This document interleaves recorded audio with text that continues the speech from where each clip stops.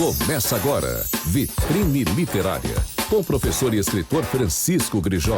Tudo sobre literatura contemporânea, temas, autores, obras, debates, análises, curiosidades e bate-papo com autores e editores. Olá, pessoal, tudo bem? Mais uma edição do Vitrine Literária, aqui na TV Vitória, podcast e YouTube. E hoje, como vocês sabem, eu sou Francisco Grijó, sou professor, sou escritor e a gente vai discutir um tema hoje que para muita gente é um tema um tanto quanto polêmico e um tanto quanto perigoso, que é o tema da literatura ligada diretamente à ideia de erotismo. E é claro que a gente entende também, e eu sei que muita gente pensa assim, que a linha entre erotismo e pornografia é uma linha muito frágil.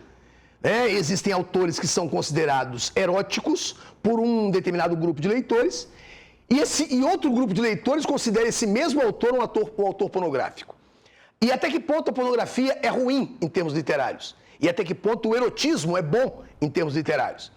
Eu estou aqui diante de um professor de francês e eu vou inclusive citar um escritor francês famosíssimo chamado Donatien Alphonse François de Sade, ou também conhecido como Marquês de Sade. O Marquês de Sade, segundo os especialistas, é um dos maiores escritores da França revolucionária e era um autor que trabalhava a pornografia. Bem, então o que a gente vai discutir aqui hoje é um tema muito sério, de forma séria e de forma adulta, justamente para que não haja qualquer tipo de má interpretação acerca do nosso papo. Nós vamos discutir sobre o que vem a ser erotismo, o que vem a ser pornografia e como é que isso aí aparece no texto literário. Então o que seria, na verdade, o erotismo? O erotismo seria uma sugestão? O erotismo não seria nada que fosse declaradamente sexual? E a pornografia? A pornografia é algo que passa muito longe da ideia de sugestão e se torna uma coisa mais escancarada, uma coisa mais declaradamente sexual? Bem, a gente vai conversar hoje com um autor que escreveu um livro que eu li recentemente, um livro que eu li no dia do lançamento do livro. Eu fui ao lançamento, comprei o livro, estive com ele que é uma pessoa a quem eu prezo muito, ele que foi um ex-aluno meu e que hoje é um mestre, é professor de literatura também, porque fez mestrado em literatura, é professor de francês, é um escritor com 10 livros publicados, e ele perpassa tanto a poesia quanto a prosa. Eu prefiro esse autor na poesia, mas ele tem muito talento também na hora de contar histórias. Esse autor se chama Anaximandro Amorim, está aqui do meu lado, a câmera vai mostrá-lo agora. O Anaximandro escreveu esse livro que está do lado dele. Eu queria pedir ao Anax para pegar o livro A Euforia do Corpo e colocá-lo perto dele para que a câmera possa pegar e mostrar A Euforia do Corpo. Tá aí. Esse livro, A Euforia do Corpo, é um livro que eu li de imediato, de uma tacada só, que traz um exercício filosófico sobre o corpo e traz, claro, no seu bojo, um exercício filosófico sobre o erotismo. Então eu vou começar com o Anaximandro, como eu gosto muito de provocar os meus entrevistados, que são pessoas que vêm para cá justamente sabendo que tudo que elas vão dizer, vai, num certo sentido, de abrir caminhos, abrir horizontes para que a gente possa pensar, para que a gente possa discutir a literatura. Então eu vou trazer logo uma questão para o Anax, que é a seguinte: Anax, A Euforia do Corpo é um livro pornográfico ou é um livro erótico? Ou nenhum dos dois? Nenhum dos dois, é um livro de poesia. Agora, a Euforia do Corpo, como você bem colocou aí na sua fala inicial, ele é um livro que flerta com a filosofia, com a obra de um filósofo francês chamado Jean-Luc Nancy, que pensou o corpo. Nisso de pensar o corpo, ele abriu caminhos, inclusive para questões do erotismo, que a gente vai com certeza explicitar bem aqui nesse programa. Você falou bem, né? O que seria erótico, o que seria pornográfico. Então, há um erotismo aqui dentro de Euforia do Corpo. Mas, antes de mais nada, o que ele pretende aqui, o que eu pretendo aqui nesse livro, é fazer realmente uma reflexão sobre o corpo humano, passando por várias questões. dentre as quais a questão do erotismo, que realmente tem uma carga considerável nos textos do livro. Mas o corpo humano anatômico ou o corpo humano simbólico? O corpo humano em todas as suas dimensões. E aí, isso é interessante, eu vou pegar o seu gancho. Porque qual é a proposta do livro? É justamente sair da questão biológica e problematizar o corpo em outras questões, incluindo a questão do erotismo, mas também dimensões espirituais, dimensões políticas. O corpo também é um ato de resistência. O corpo também pode ser um ato político. Se você pensar, por exemplo, nas questões do corpo da mulher, do corpo trans, do corpo negro, a gente que vive atualmente num período de muita polarização, num período muito complicado, ter um corpo é um ato de resistência para muitas pessoas. Então, pensar o corpo em todas essas dimensões é uma proposta dessa minha literatura em Euforia do Corpo. O clássico, o grande autor brasileiro que trabalhou a ideia de corpo foi Jorge Amado. Jorge Amado é um grande contador de histórias, independentemente de a academia considerá-lo repetitivo ou não, mas ele é um contador de histórias que criou pelo menos 4 mulheres absolutamente definitivas. Teresa Batista, Tieta, Gabriela e Dona Flor. Que são 4 mulheres altamente sexualizadas, que são figuras cujo corpo é um corpo baiano, no sentido de negritude, no sentido de malemolência, no sentido de sedução e no sentido, inclusive, de realização com a cozinha, com a culinária. Que tem muito a ver com o erotismo, exatamente, né? O comer. Exatamente, o ato de comer. A minha pergunta para você é, a ideia do corpo feminino, especificamente do corpo feminino, ela é uma prioridade no seu livro? Ou o corpo como um todo? O corpo como um todo. O corpo como um todo, inclusive, há alguns textos que tentam até pegar ali ganchos, por exemplo, do corpo feminino, do corpo masculino, em todos os seus matizes. Agora, essa questão do Jorge Amado, ela é interessante, essa questão do erotismo em Jorge Amado. Jorge Amado é um produto do tempo dele. Sim. Então, como um produto do tempo dele, ele tem uma visão masculina. Sem dúvida. E muitas vezes até, e me perdoem os críticos, machista.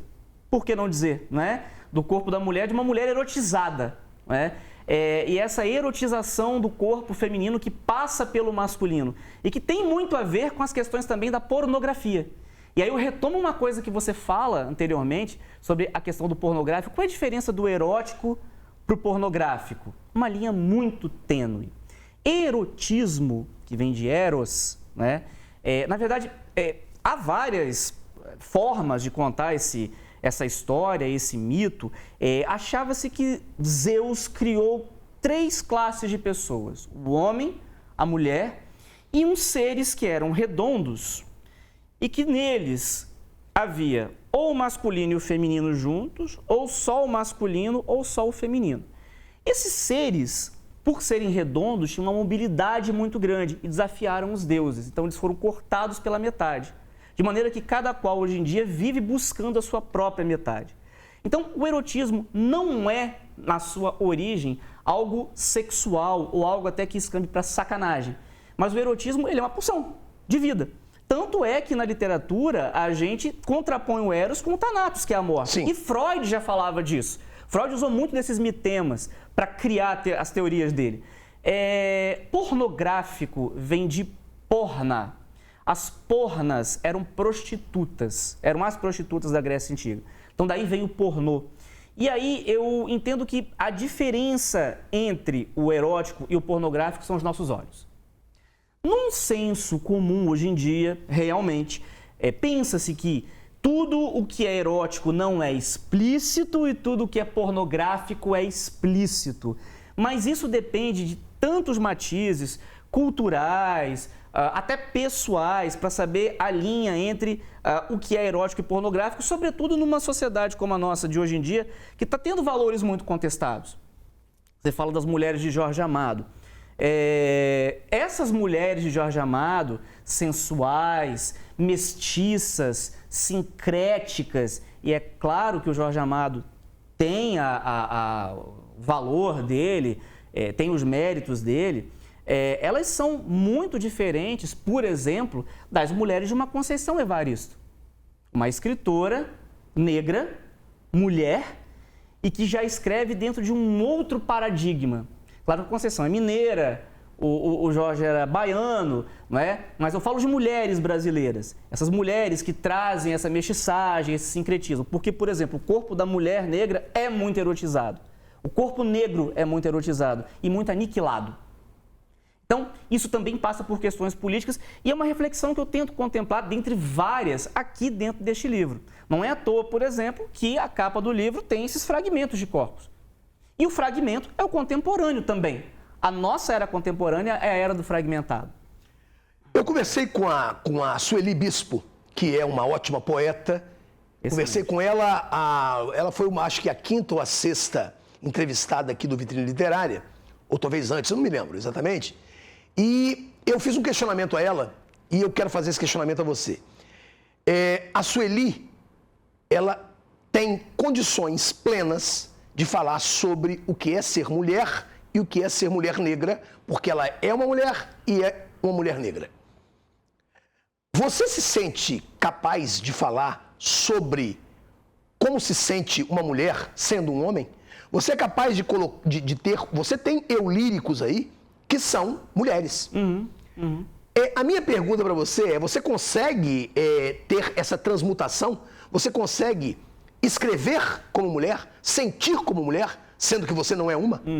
Enquanto escritor, eu sei que esse termo há várias pessoas do ramo da literatura que não gostam, mas vamos dizer assim, não é uma licença poética, né, para me transformar, entre aspas, numa mulher. Agora, essa questão que você coloca, na minha opinião, Grijó, ela vai um pouco mais além. Ela entra em questões de lugares de fala. Então, por mais que eu escreva como uma mulher, realmente vai haver situações, elucubrações, em que eu, enquanto homem, não vou conseguir atingir, né?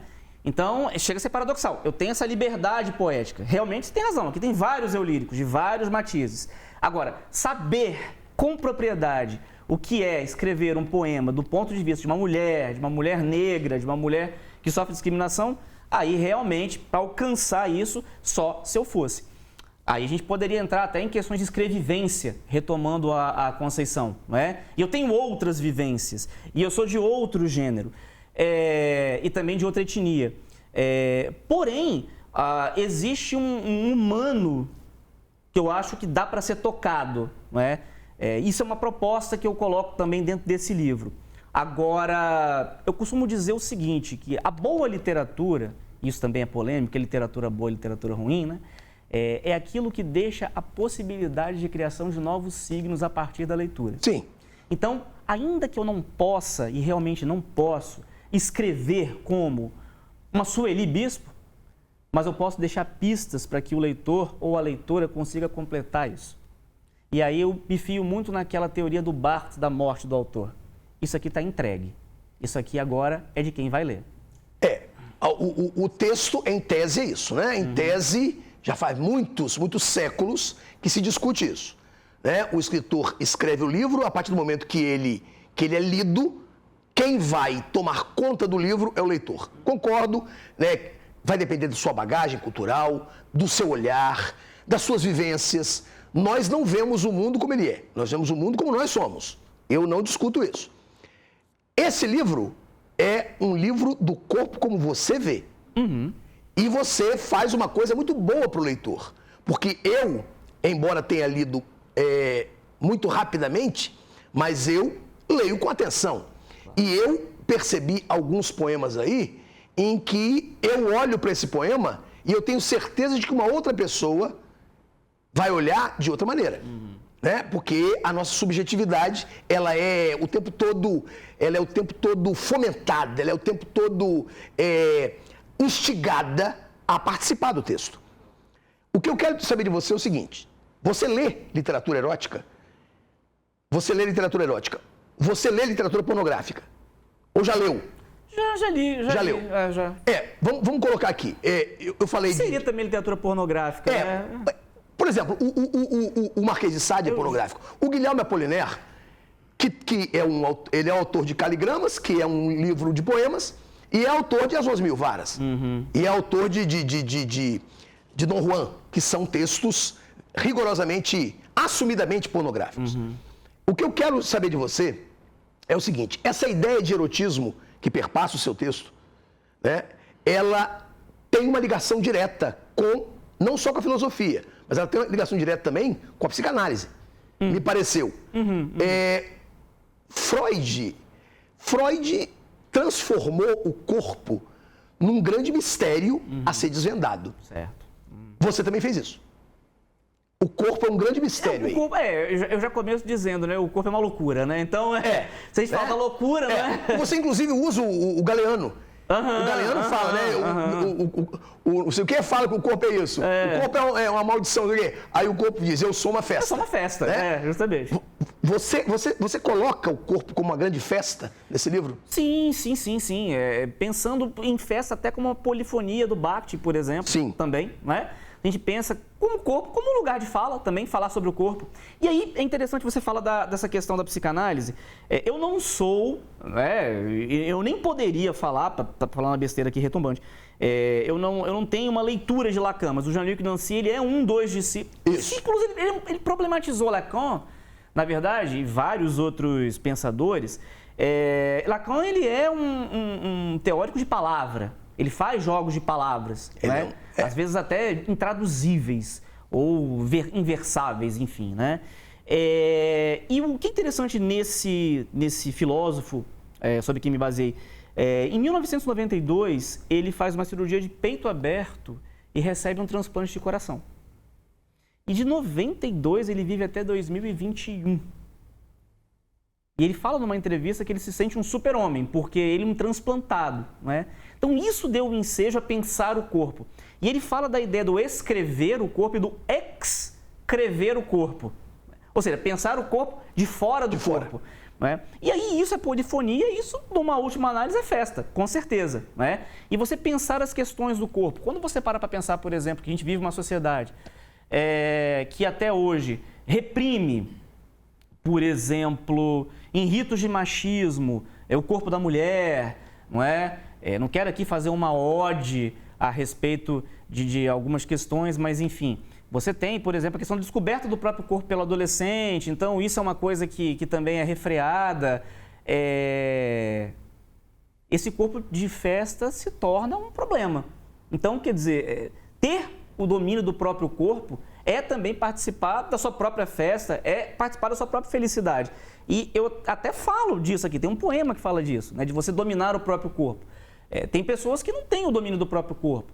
Tem, por exemplo, mulheres que são esterilizadas contra a própria vontade. Então, para alguns é festa, para outros não é? Mas tantas coisas que a gente pode pensar a respeito dessa questão do corpo, do escrever o corpo e dessa polifonia. Agora, você falou de literatura pornográfica e erótica. O Marquês de Sade é extremamente áspero. O Marquês de Sade é spleen o tempo todo. O Marquês de Sade não é uma literatura que te excita. O Marquês de Sade é uma literatura... Você está falando por você. É a minha leitura. Certo. Eu não me sinto excitado lendo o Marquês de Sade. Já li o Marquês de Sade e eu acho que é um texto que não respira. O Sade é violento, né? O Sade é violento. Ele é sádico. Exatamente. Daí vem o termo. Ele é sádico. Ele é violento. Exatamente. Assim como o Mazoc também era violento, mas uma violência mais passiva. Daí vem o termo masoquismo, né? Mas o Sade não. O Sade ele é cruel, ele é cruel. Agora, esses conceitos também de pornografia e erotismo, eles mudam ao longo do tempo. Por exemplo, cito um outro francês, Pierre Choderlos de Laclos, As Ligações Perigosas. As Ligações Perigosas. Eu li também Les Liaisons Dangereuses. E eu achei o livro extremamente elegante. E altamente erótico. Sem dúvida. E existe uma carta, eu tenho uma edição que tem uma carta do pai dele, ou algo que ele fala. O pai dele fala, cuidado para não ruborizar as senhoras. Achei isso incrível, fantástico, uma literatura do século XVIII. Então, quer dizer, você tem... Que era uma época da libertinagem. E ele presumia também que as senhoras iam ler. Sim, até porque as mulheres sempre foram as grandes leitoras. Exato. Né? Sempre foram as grandes leitoras. E isso na literatura, na história da literatura. O que é engraçado, né? Você tem uma maioria de homens escrevendo e uma maioria de mulheres lendo, né? Isso. As mulheres sempre muito alijadas do cânone, né? Infelizmente. Esse é um tema que eu acho que seria bem interessante. Não sei se vai dar pra gente tocar, pra gente esgotar hoje, porque a gente tem pouco tempo, mas é interessante isso. Como é que... Porque o seu texto dá pra gente ir imediatamente para a ideia de machismo e de feminismo, sem nenhum problema.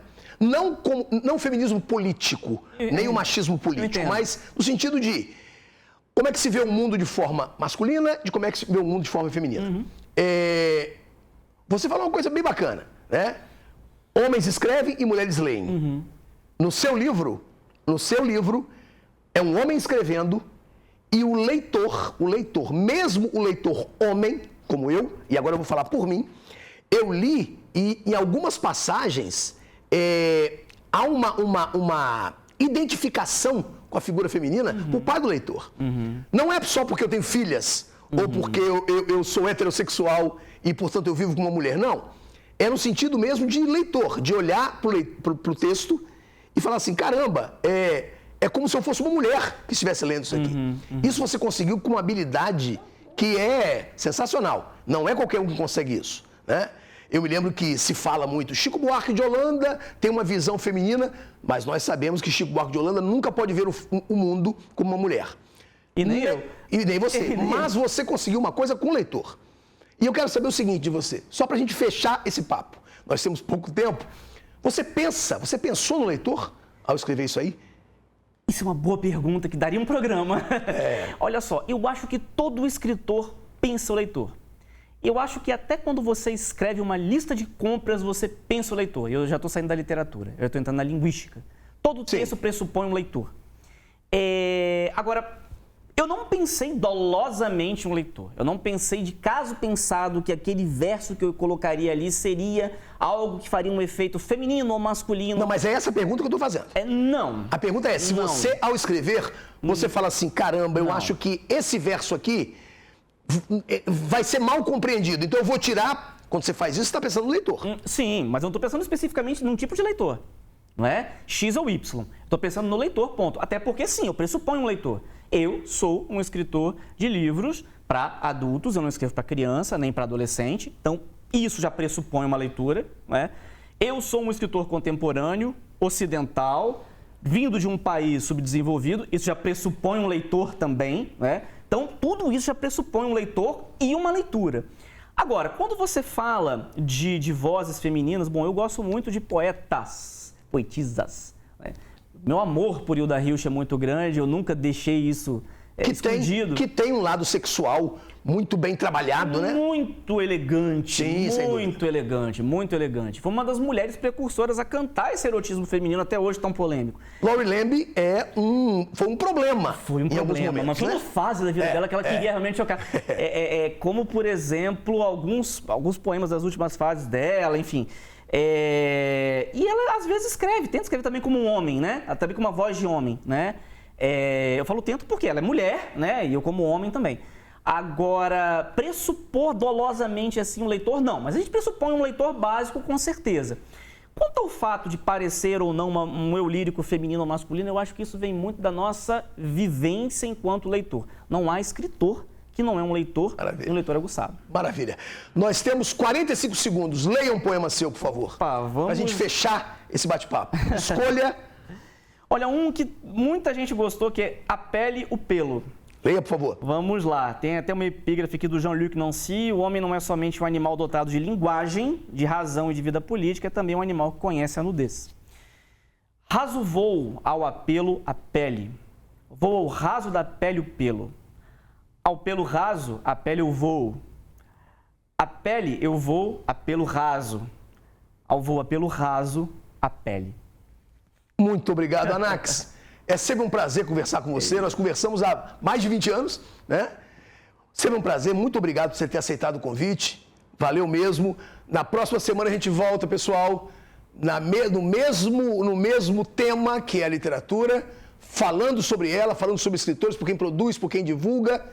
Um grande abraço e Anaximandro, está aqui para dar a última palavra. Minha última palavra é muito obrigado, é sempre um prazer estar com você, meu amigo, meu confrade, eu que sou quase um mestre, né? Estou na frente de um verdadeiro mestre. E vida longa a esse programa maravilhoso, que é uma grande iniciativa de dar palavras à literatura, por mais paradoxal que pareça. Maravilha. Valeu, gente. Um grande abraço. Até semana que vem. Você ouviu Vitrine Literária, com o professor e escritor Francisco Grijó.